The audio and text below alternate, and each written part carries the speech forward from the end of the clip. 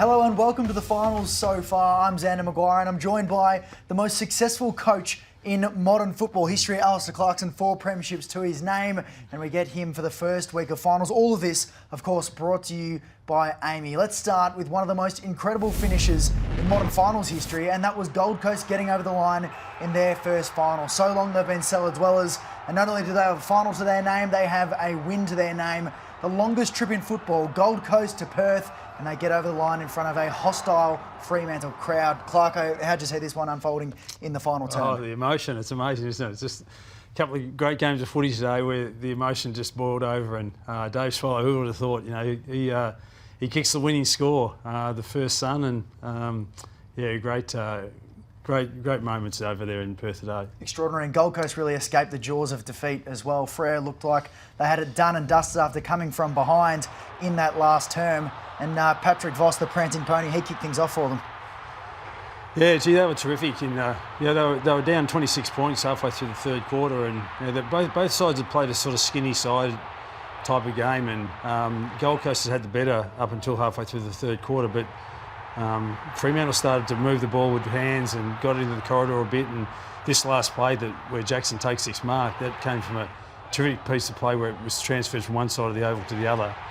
Got him in front, but ultimately came down to this scenario type of situation with McAndrew going forward. You know, Fremantle put Tracy behind the ball to try to protect their lead, and Andrew goes forward, kicks a goal, and then this last piece of play with Dave Swallow.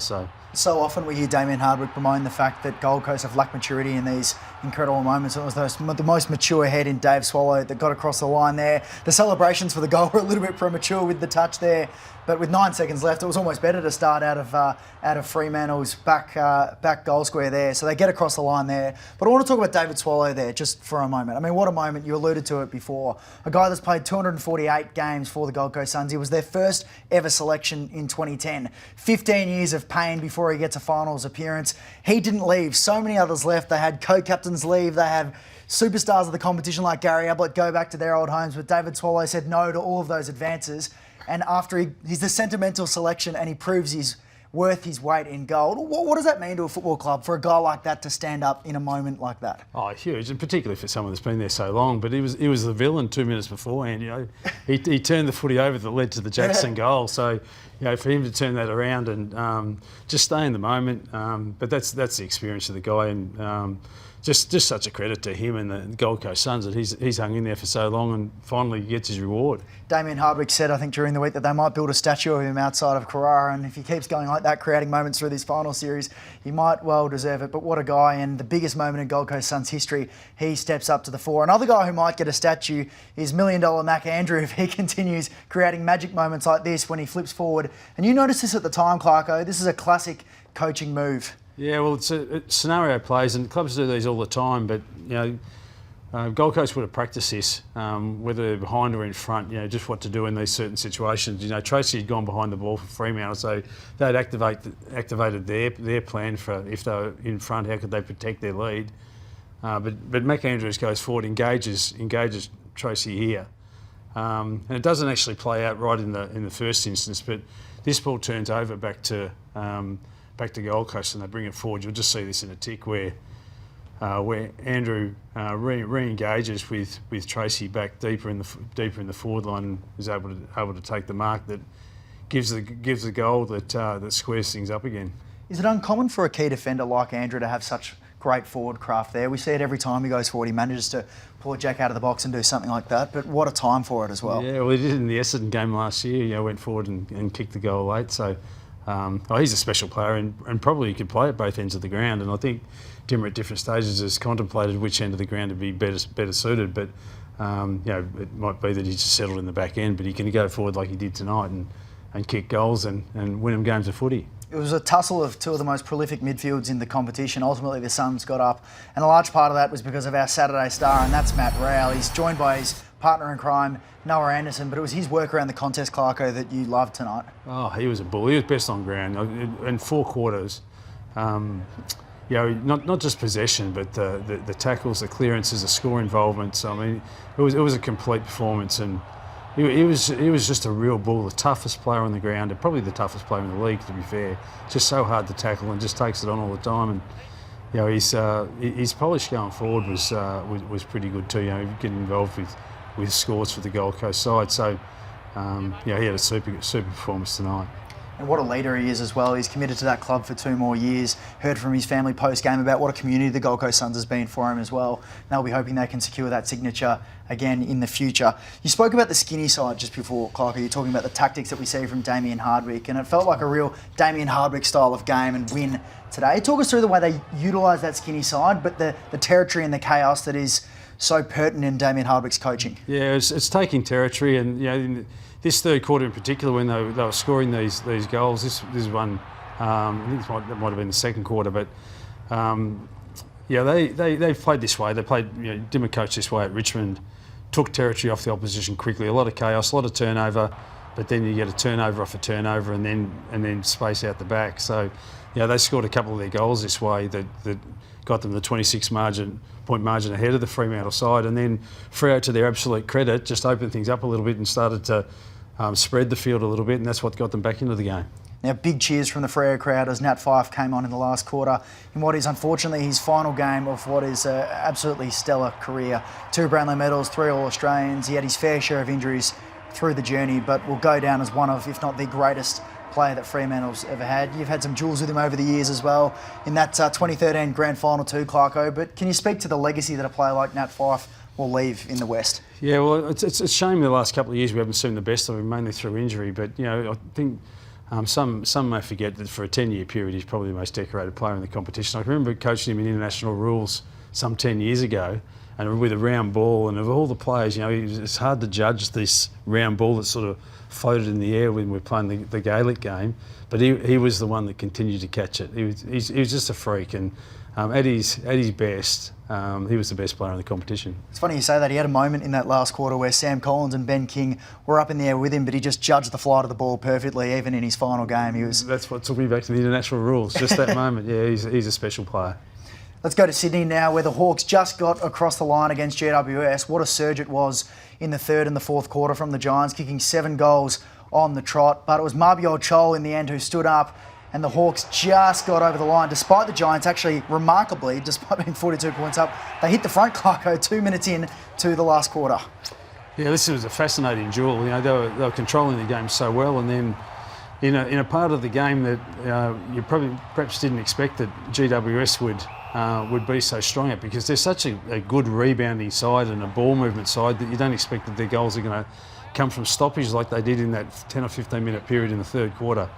But it was just so difficult for them to sustain that. 3/4 time came at a really good time for Hawthorn, just to allow the side to just settle a little bit, and it was going to be really, really difficult for GWS to try to maintain just that score from stoppage for the rest of the game. Albeit they did score the first goal of the last quarter, doing exactly that, coming out of the centre bounce, where Callaghan, I think, hit Hogan on the lead, and they kicked the goal to level up the scores. But it was a really good effort by Hawthorn to actually just quell the momentum that the GWS side had, and come away with a pretty stirring victory. Just goes to show what an even competition it is that in the first week of finals, 3 of the away teams are the victors, and only the Cats are their home side that got across the line there. In terms of the little things that get you across the line, it's been a 12-month plan for the Hawks when they recruited Tom Barras and Josh Battle, and Battle, of course, has been an All-Australian and has come to the fore all through the year, but they were massive in terms of getting them to a semi-final today. Yeah, their back end was superb, and this is the thing about the Hawthorn side that's probably their strength. I thought Impey was best on ground. He's run and carry, but the guys who were intercepting the ball, Barras, Battle, Sicily, Hardwick was terrific. His last quarter was just super, and it stopped. The GWS side can move the ball really, really well, and they just couldn't get the ball inside their 50 in the manner they usually do, and part of it was because of the positioning of the Hawthorn defenders. We see Hardwick go forward so much. Would you keep him in defence? He's been so good since he's gone back in the latter stages of this season. Yeah, well, I think that's his. I mean, he played a lot of forward as a kid, so that's why the capability of the side to move him forward is they've got that flexibility. But I think he plays his best footy in the back end. He's such a hard matchup. He played on Toby Green, he's arguably the best X-Factor player and has been for the last 10 years. And, Toby didn't have anywhere near the influence that he would normally have on games. And a lot of it's got to do with the way that Blake Hardwick played him. Absolute heartbreak for Darcy Jones, the GWS small forward who brought so much X-Factor to the game. Kicked a goal just before this tragic incident where he goes down with what is a suspected ACL. Scans will have to confirm that. But he limped off the ground, and it was about 2 to 3 minutes after where his head was in his hands. Adam Kingsley then, that's the shots there. He's devastated as they're doing that ACL test on him. Adam Kingsley finds out soon after his head is in his hands, and Josh Kelly, who was the sub, goes over to him as well. He's out for, GWS' season's over, but he probably misses most of 2026 as well. How do you deal with a player like that in a moment where not only is the game over, his final series, because GWS is still in it at that point, but he's out for the rest of next season as well? Yeah, and I think he's had one prior to this as well. So it's such a shame for young players and any player really to be struck down with injury. We were just speaking about Fyfe and how much footy he's missed in the last couple of years, and now young Darcy's going to miss a bit of footy as well. But we heard of Eric Hipwood, going to miss some footy too. Lachie Neale gets injured in the final. That's the game, unfortunately. But so sad when young guys trying to find their way in AFL footy miss 12 months. Let's go to the MCG on Friday night, which was probably the most dominant performance of the weekend, where the Cats, they shrugged off the Lions pretty convincingly in a preliminary final revenge match, a bit of a grudge match, because the Lions had got over the line against them the last 3 times they'd played against each other. So massive confidence boost for the Cats heading into the latter stages of September. But you thought this game was almost said and done in the first quarter and the tone that the Cats set. Yeah, well, Brisbane are outstanding side, the number one front contested marks, and they just use the ball so well, and it's so difficult to defend. But Geelong in this first instance, you can see here, and they did this numerous times throughout the course of the night, just get a fingernail on plays where Brisbane are trying to move the ball up the ground. And that one where Zorko, who's the best player for them in their back end in rebounding, for him to turn it over when Stengel gets his hand on the ball. And then, of course, the last time these two sides met, Leicester had the better of Jeremy Cameron.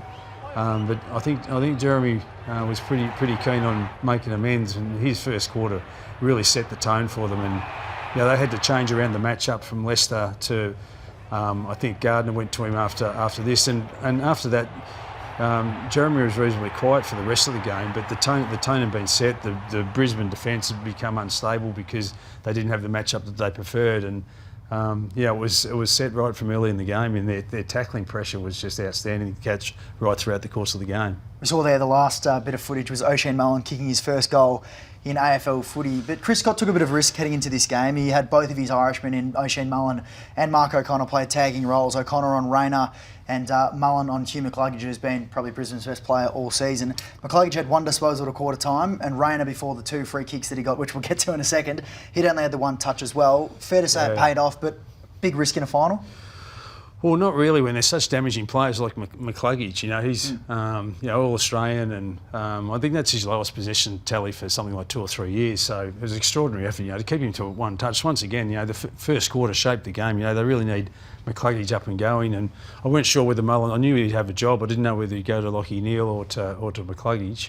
McCluggage was the right bloke to go to because he just took him totally out of the game early. And Huey tried his best to try and get back into the contest. He's such a warrior that wants to do the best thing for his side, but the tone had been set very early in that contest. Let's go to Ollie Dempsey, who's been the rising star already, but really coming into his own as one of the best wingmen in the competition. But it's the way that he gets forward of centre and kicks goals, Clarko, like he did 3 of them on the night, which makes him so potent.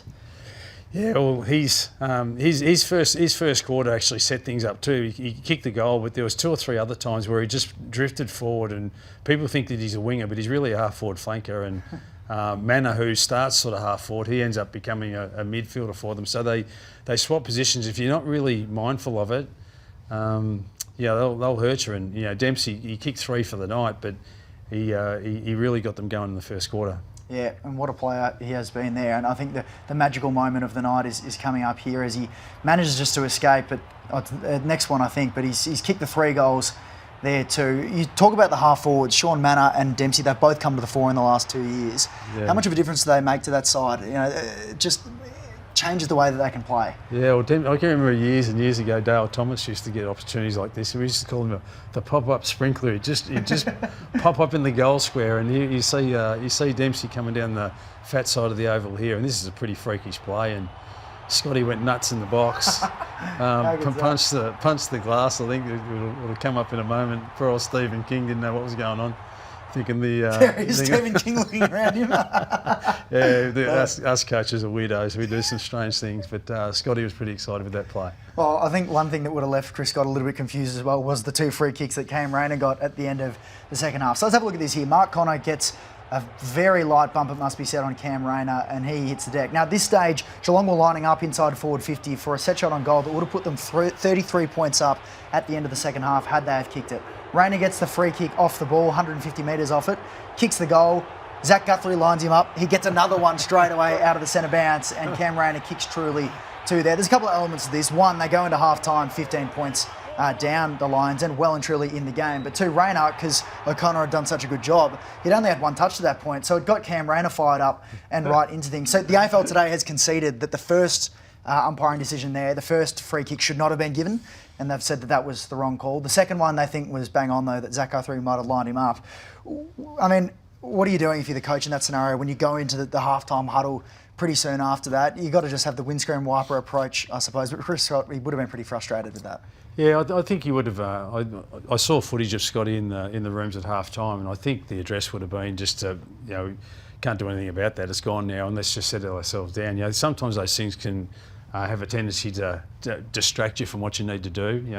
It's been and gone. So, to their credit, they got on with the game in the second half and got back to playing the way that they were playing early in the game, and irrespective of the 2 goals to Cam, they were able to go away with the contest in the second half. Some heartbreak for the Lions in the dying moments of this clash, with Lachie Neale just pinging the calf, about 13 minutes left in the quarter, and he just notices it straight away. He tried to stay on. He was pushing the physios and the doctors away for about 2 to 3 minutes. He was still trying to chase down some Geelong players as they were going inside 50, but ultimately the pain was too much. He actually played through a minor quad tear against Collingwood in round 21, which then saw the end of his home and away season, and he says to Chris Fagan straight away, Fagan shaking his head, I think I've done the calf. Scans confirming today that he's suffered a small tear, which will keep him out for 4 to 6 weeks. So his season is well and truly over. Remarkable that he's had these 2 soft tissue injuries, given that in the last 12 years of his career, he's only missed 13 possible games. He's been so durable. Can they do it without him? He's such an important player for them. Yeah, well, it'll be tough because he's a dual Brownlow medalist. Even more attention will have to go onto McCluckies and these sorts of guys. You want your best players playing, obviously, but it's been done before. I can remember years and years ago when I was at Port Adelaide with Choco Williams, Matty Primus, Josh Franco, both didn't play, and they were 2 of their very, very best players, and they still won the flag in 2004. So it can be done.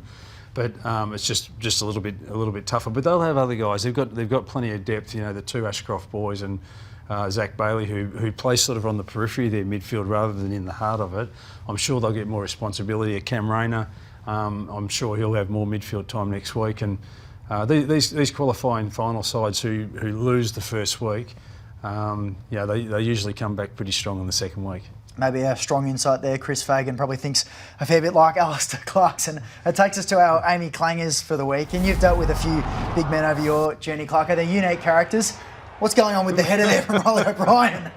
Yeah, poor fella. He had his arms pinned down by Cameron and couldn't get the arms up, so he's just whacked it with the scone, and poor fella just had side bottom kick the goal straight over his head as well, just to rub salt into the wound. Well, they say he's the smartest man in football, Riley O'Brien. I think he's got 4 or 5, maybe I'm underselling him degrees, but he's used his head for all the wrong reasons there. If he got it right, would be singing his praises, but unfortunately he's got it just marginally the wrong there, the big fella. But that takes us to Thursday night's clash at the Adelaide Oval between Collingwood and Adelaide, and it was the Pies with a huge upset there. It was only about 4 or 5 weeks ago they went across the border and got beaten by the Crows, but they figured them out a little bit differently this time. And like the game today, it was on Friday night, it was the first quarter, it was the pressure from the Pies that really came to the fore.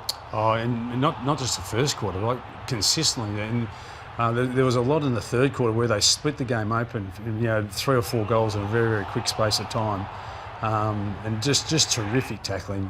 And it forced Adelaide to play very, very differently. They couldn't get the ball movement they like. They couldn't get the ball to their tall forwards are their real damaging players in their side in Walker, Thorpe and also Fogarty. When they had so much pressure on the ball carrier, they just couldn't get the ball to these guys anywhere near as comfortably as what they usually do. So that's why Darcy Moore was able to have such a big impact. He did a terrific job anyway in terms of his positioning, but because Adelaide were forced to go straight so often in that game because of the pressure that they applied further afield, then Darcy was able to have a big impact on this game. Yeah, well, let's talk about Darcy Moore, because he's been such a focus for Collingwood supporters and everyone in the league, because his form has been down, particularly in the back half of this season. Craig McRae said that he's ultimately too selfless at times. He just needs to play his own role and go for it. And without Jeremy Howe in the side, that's exactly what he did. Yeah, well, I think I don't really want to talk about Darcy as much as the pressure that was applied by the Collingwood side. They are a terrific chaos side. The pressure that they apply to the opposition and also at stoppage they play in a really, really chaotic manner. But then when they get the ball themselves, they're really, really composed for the footy to slow it down and more or less take a breath a little bit when they've got the footy. When the opposition have got it or it's a stoppage, they just go for broke. And that would have assisted Darcy enormously. I'm sure he'd be the first one to acknowledge his teammates in terms of helping out in terms of the way that he played. But he still has to put himself in good positions as well, and he played a terrific game on Thursday night. Craig McRae made a massive call at the selection table earlier in the week on the Tuesday, and that was to drop Dan McStay, who'd been battling a little bit of shoulder soreness but hadn't kicked multiple goals since the 4th of July, I think it was, against Carlton. And he brought in Mason Cox, who'd been playing really well in the VFL. But he offers something different, Mason, just the height and the structure that he gives to this forward line. Yeah, and not just in the forward, it was also the ruck craft. Phil Thorpe was a terrific second ruckman to go in to replace O'Brien.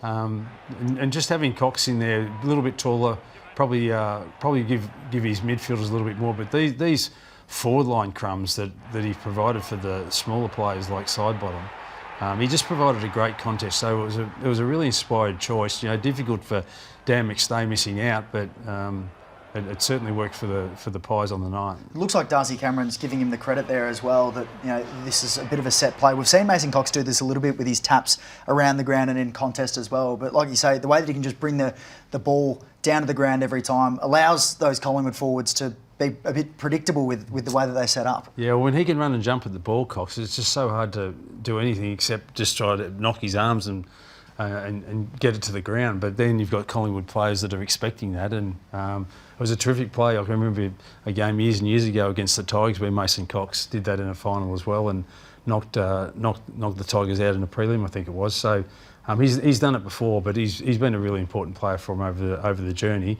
But good he got his opportunity, and hopefully stays in the side. Now, they say that Collingwood never go on the road. That's a complaint that footy fans have. But when they do go on the road in September, since 2000, as far as Victorian sides go, they've had more success than anyone else. 5 wins since 2000 for Interstate finals. You've got to get there first. So 5 is pretty impressive across the last 25 years. The Bulldogs as well. Hawks with 2, and you would have been a part of that, Clarko. I mean, how do you get a team up for an interstate final? How do you galvanise them to get them across the line? And how do the Pies, I guess, do it better than anyone else? Yeah, well, I think they just pick up the Collingwood suburb and take it interstate. They've got a lot of supporters that trek across. Full credit to the Pies who put on some buses to get some of their fans across because the airlines are a little bit too expensive. But it was really good representation of the Hawthorn supporters up there at Sydney, and gee, I was surprised how many Gold Coast Suns supporters there were. Someone laughed earlier on that I reckon they might have got a few West Coast Eagles supporters to put the Suns colours on just to be in opposition to the Freo Dockers. But all sides try to send their supporters as much as they possibly can. I think that helps enormously, but part of it too is just the grit and determination of the players and the Pies, not just in finals but in all interstate games that they've played in more recent times. They've been a super travelling side. What would you want to see from Adelaide when they come up against Hawthorn on Friday night? They only put about 50-odd points on the board. What needs to change for them to make their way into a preliminary final? Well, they're going to have the same level of pressure applied to them, I'm sure, next week as what they did this week. But there wasn't an enormous amount in the game. I thought Collingwood were terrific throughout the course of the game, but that was right in the balance, and they got themselves back into the contest even after Collingwood scored those 3 or 4 quick goals. There was still a chance in the last quarter where Adelaide taken a couple of chances, they'd put some enormous pressure on. So, as we saw with the other two games today, you think that a side's going to be well out in front, and then it just turns on a dime. So I'd be expecting Adelaide to be much better for the experience of playing against Collingwood on Thursday night. But they're going to come up against a great opponent in Hawthorn, who applied tremendous pressure to the GWS side and forced GWS to play a different brand today that they used to play. Well, it'll be a massive pressure cooker. That's the Friday night game over in Adelaide. The Crows against the Hawks. That'll be a cracker. And then the Q Clash. What a moment for Queensland footy. We've got the Q Clash on the Saturday night, 7:35 p.m. bounce there for Brisbane and the Gold Coast. Be interesting to see if Gold Coast can pull out another performance like that. Clarko, thank you so much for joining us on the round so far. Of course, brought to you by Amy. That's all we've got for week one of the finals. We'll catch you for the semis and then the prelims the week after. Thanks for watching.